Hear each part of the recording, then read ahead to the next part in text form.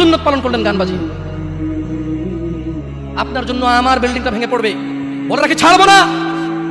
আল্লাহ তুমি আমার ভাইদেরকে হিদায়াত দাও ইয়া আল্লাহ, ছাড়বো না। এই যে ভূমিকম্প হলো আপনার গান বাজনা বাজানোর কারণে। মুহাম্মদ সাল্লাল্লাহু আলাইহি ওয়াসাল্লাম কি মিথ্যা কথা বলে? কারা কারা হাত তোলেন তো যে মুহাম্মদ সাল্লাল্লাহু আলাইহি ওয়াসাল্লাম জানে না, মুহাম্মদ সাল্লাল্লাহু আলাইহি ওয়াসাল্লাম জানে না, এরকম কারা কারা স্বীকার করে? আল্লাহ নবী বলেছে যখন বাদ্যযন্ত্র বেড়ে যাবে, গায়িকারা সম্মুখে এসে নাচবে, তুমি অপেক্ষা করো, পাহাড়গুলো কেঁপে উঠবে, পৃথিবীটা নড়ে উঠবে। জালজালা ইযা জুলজিলাতিল আরদু জিলজালাহা, যখন পৃথিবী প্রবল কম্পনে প্রকম্পিত হবে। ওয়া খরাজাতিল আরদু আসকালাহা, যখন এই মাটি তার ভিতরে যা আছে একদম লাথি মেরে বের করে দেবে, লাশ হোক আর যাই হোক, মাটি বলবে যে বের হও, বের হও আমার থেকে, বের হও, আমি তোর কাউকে রাখবো না।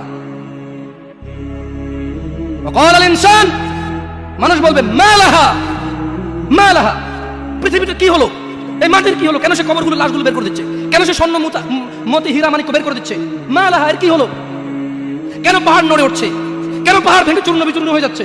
মানুষ বলবে মা লাহা, পৃথিবীর কি হলো, বিআন্না রাব্বাকা আওহালাহা, পৃথিবী এটা করবে, বিআন্না রাব্বাক, কারণ তোমার প্রতিপালক আওহালাহা পৃথিবীকে আদেশ করেছে। আপনি গান শোনেন, আমি শুনি না, আপনি গান বাজান, আমি বাজাই না। যখন চিটাগং নড়ে উঠলো ভূমিকম্পে, আপনার বাড়ির সাথে আমার বাড়িটা উঠছে।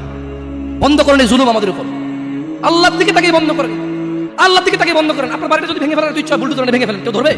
কেউ জিজ্ঞেস করবে আপনাকে? আপনি গান বাজনা শুনে ভাবে পৃথিবীতে বিপর্যয় নিয়ে আসতেছে। ইত্তাকিল্লাহ হাক্কা তুকাতিহ, আল্লাহকে ভয় করেন যেভাবে ভয় করা উচিত।